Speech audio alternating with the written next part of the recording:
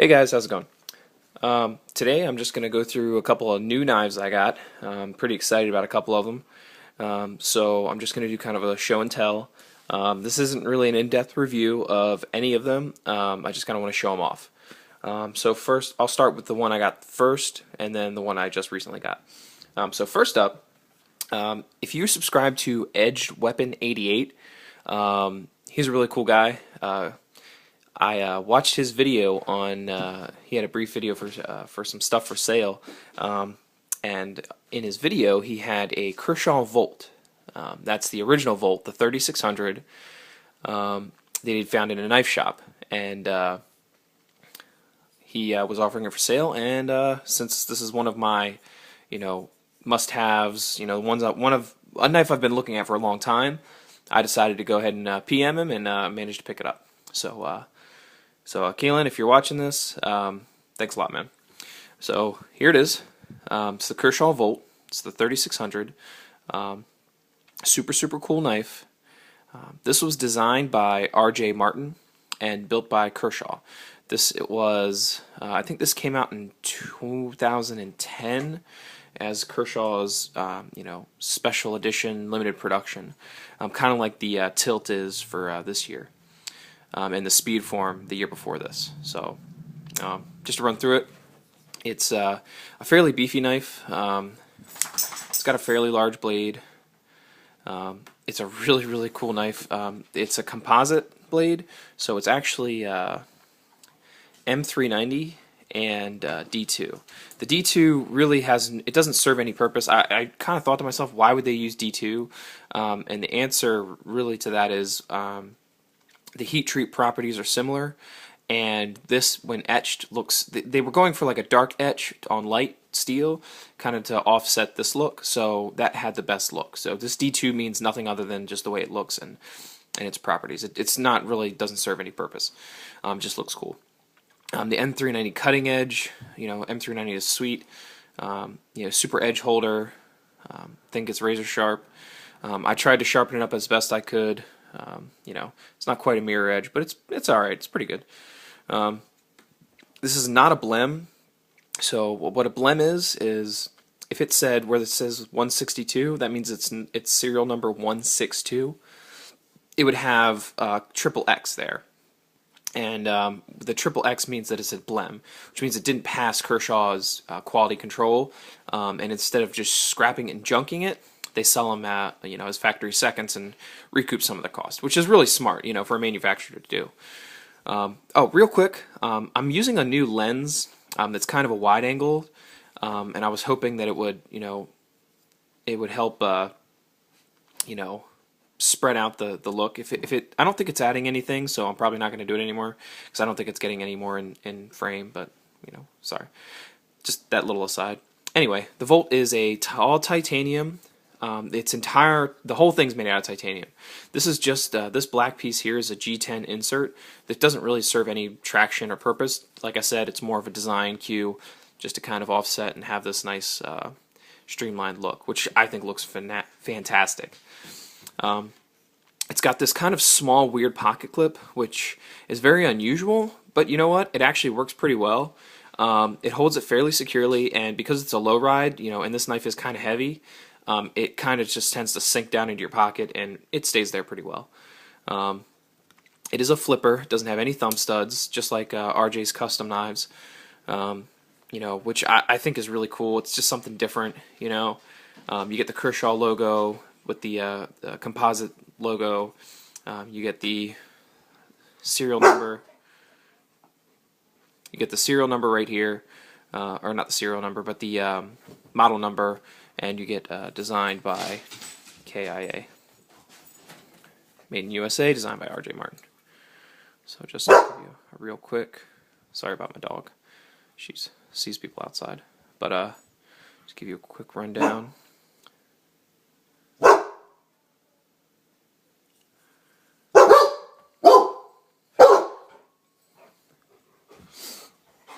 And that's pretty much it. So that's the. Hang on a second, I gotta close these blinds.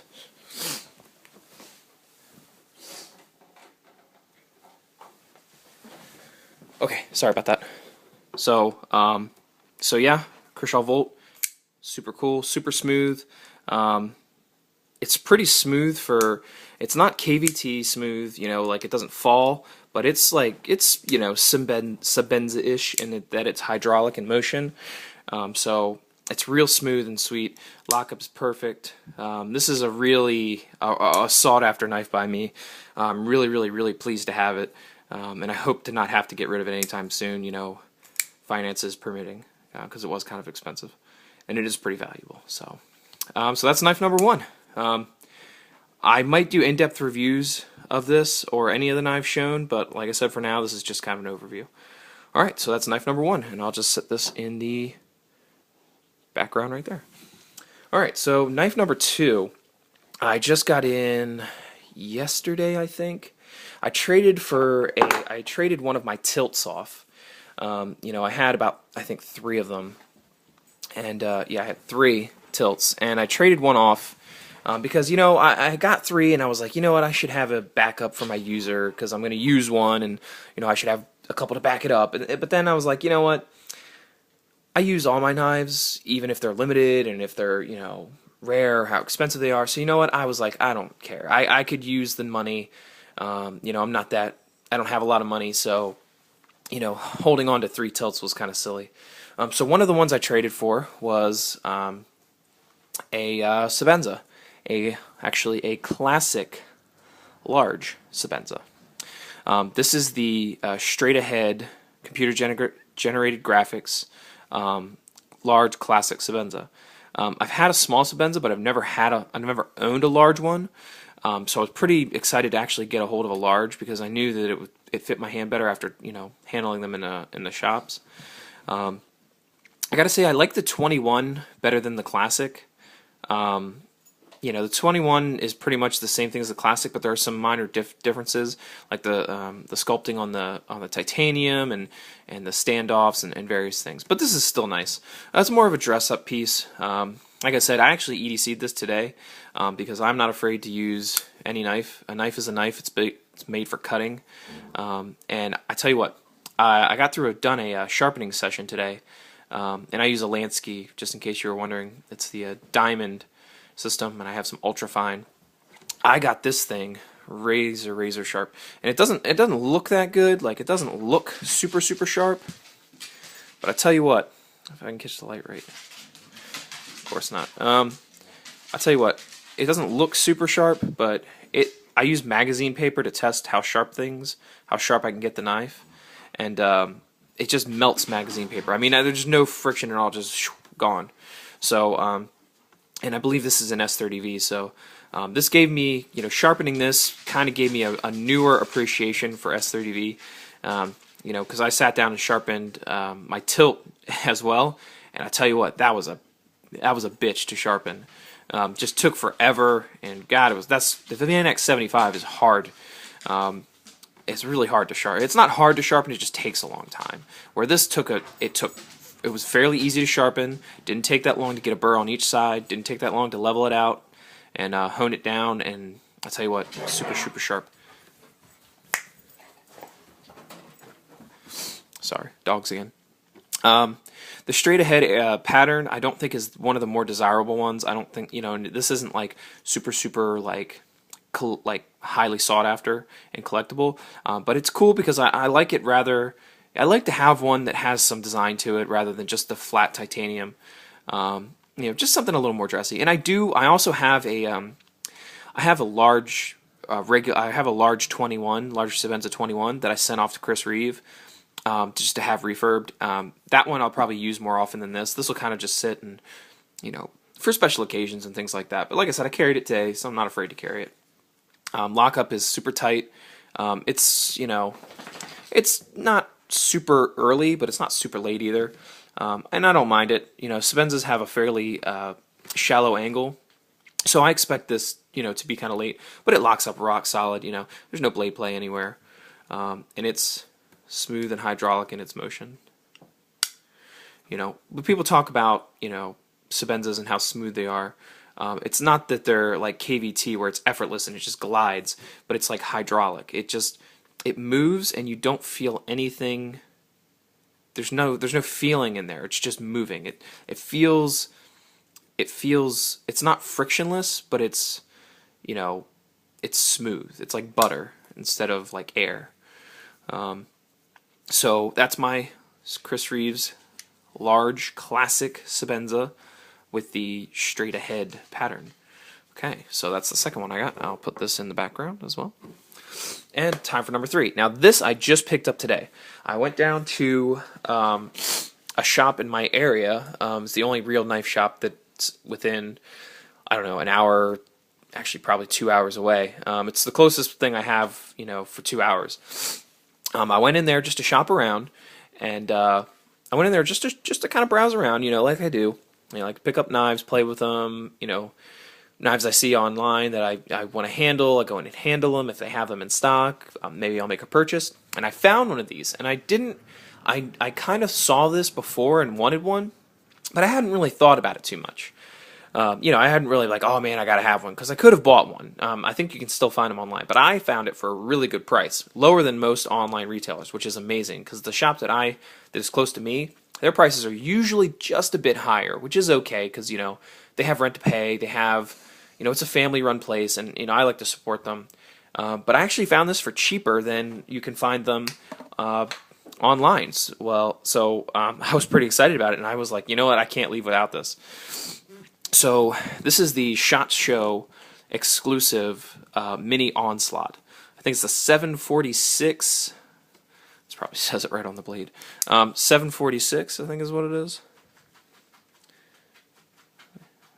I'm slacking behind on my model numbers here. I don't even know.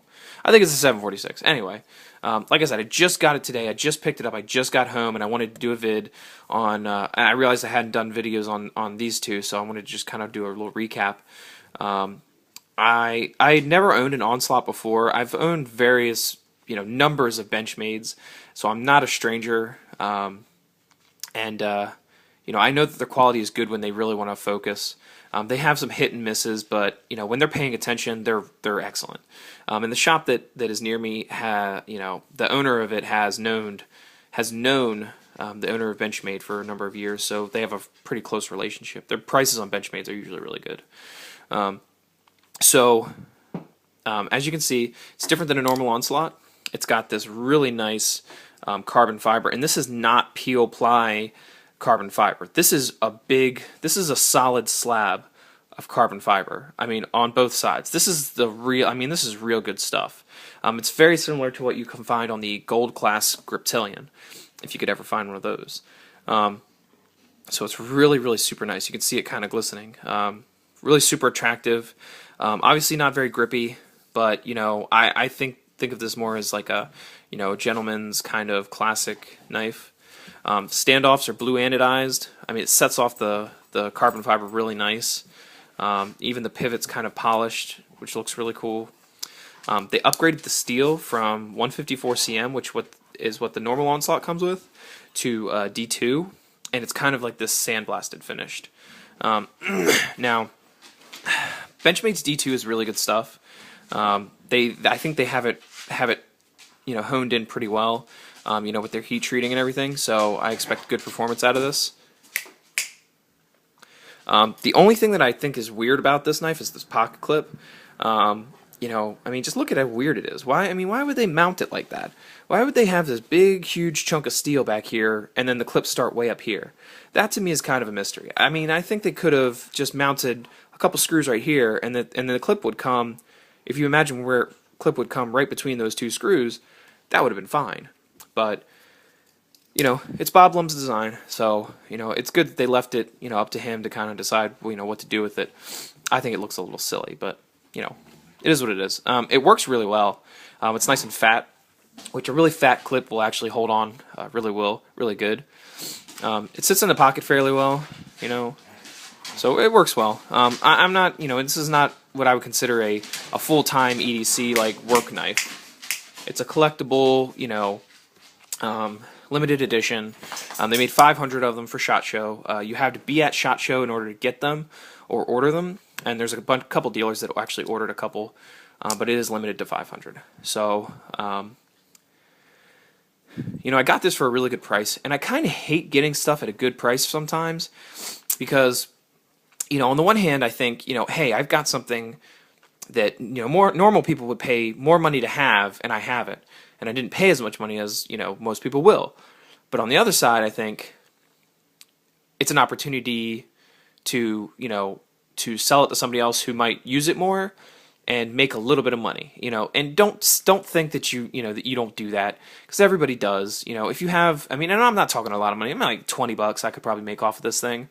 And I hate that. I wish I just paid what everyone else paid so that I wouldn't be tempted. That's really what it is. That's the temptation to sell it, turn around and sell it, because I really think this thing is sweet, and I probably will keep it. But don't be surprised if I do happen to sell it, because, I just picked it up because I was like, super cool, great price, gotta have it. And I go through phases. I'll probably end up selling or trading all of my knives at one point. I have several times before recycled my entire collection. So here it is. All 3 knives that I, have recently got. If you want to see anything specific or you have any real questions, feel free to comment. If you want to hear a breakdown review, I tried to do a decent job of just giving the basics on all these. If you want to hear a real breakdown, just let me know. I'm off all weekend. It's my first weekend off in, 3 years. So just let me know. And that's really all I got. So I'll give you one more view, just real quick. Actually, give me a second, and I'll take this lens off. Get you a real good view. Hang on. Okay. Hang on. Bear with me.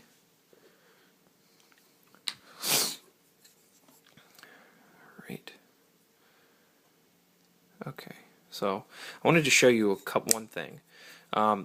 Even though this isn't a blem, check that out. It's a good view of the copper in there, isn't it? See how that side is a little bit bigger? It's kind of weird, isn't it? It's cool, huh? Let's take a look with the G10. How it inserts into the titanium. Pretty cool, right?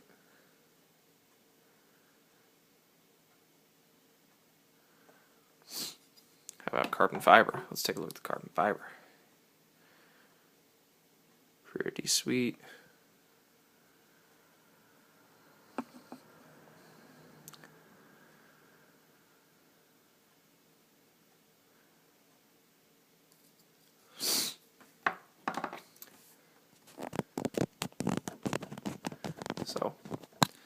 So there it is. Those are the knives. Like I said, if you want to see anything more specific, just let me know, and I will definitely I'll do my best to get out whatever it is you're looking for. I really like these. I really like the Volt is probably my favorite out of all of these. I don't plan on getting rid of him anytime soon. He's pretty sweet. Titanium, good slabs, really good in the hand. Composite blade, M390. Yeah, he's one of my favorites. So, all right, guys, thanks for watching. I know it was kind of long and drag, kind of drug it out a little bit, but I got a lot of time on my hands, so thanks for watching, and you guys have a good day.